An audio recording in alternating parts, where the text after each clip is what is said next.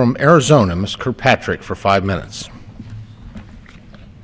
Mr. Speaker, partisan games have serious consequences. One of the many consequences is in my Arizona district where the Grand Canyon National Park is closed and our local economy is taking a direct hit. Instead of acting responsibly and funding the government with a clean bill, on Monday night, the House GOP acted recklessly. It is a bill that they passed Monday night so weighed down with partisan baggage that they knew it would lead to a government shutdown. And yet they chose this approach intentionally. The price of these partisan games is high, and the American people are now stuck with the tab. Some estimates have the shutdown costing our nation about $300 million every day. In Arizona and across the country, this hurts our working families, small business owners, veterans, and seniors. And this hurts our tribal communities. I have 12 Native American tribes in my district. All of these folks need and deserve to have elected leaders working to help them, not hurt them. And after what happened on Monday, we must now do the urgent work of funding and reopening our government. But instead, the House GOP is stalling with more games, introducing piecemeal bills that pick winners and losers for funding.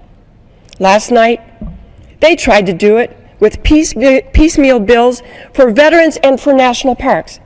I will always fight for our veterans. I am proud to serve them in my work on the Veterans Affairs Committee. The first piece of legislation I passed this year will help our veterans who are stuck in the VA backlog. And I will always stand up for our national parks. I am grateful to live near the Grand Canyon, a national treasure. My district has many of these wonderful destinations. I recently introduced a bill that will protect and expand the Casa Grande Ruins National Monument in southern Arizona. So my support for these issues is clear. But the real way to support our veterans and support our parks is to reopen the government. And if piecemeal is their solution, then what about making sure Social Security offices are open to help our seniors?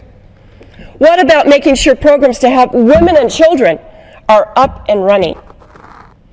And what about our Indian Health Services, which serves the 12 tribes in my district? We need to restart everything and protect our economy. Taking a piecemeal approach to the shutdown is like driving down a dead-end street. The House GOP knows this, and yet they refuse to allow a vote on a clean CR. We are wasting precious time. Every ounce of energy and urgency in Congress should be directed toward reopening the government and protecting our economy. Our local economies in Arizona are taking a direct hit. Yesterday, on day one of the shutdown, in my district, busloads of tourists and hundreds of visitors were turned away from the Grand Canyon National Park. These folks had waited a year or more for their turn to go on a river rafting trip in the canyon. There were even folks whose weddings, planned long ago, had to be scrapped yesterday. The Grand Canyon National Park generates more than $1.2 million a day in visitor spending, and that spending, like the government, is now shut down. I represent several other national park attractions, including the Petrified Forest National Park, the Grand Canyon Ruins National Monument, and the Montezuma National Monument.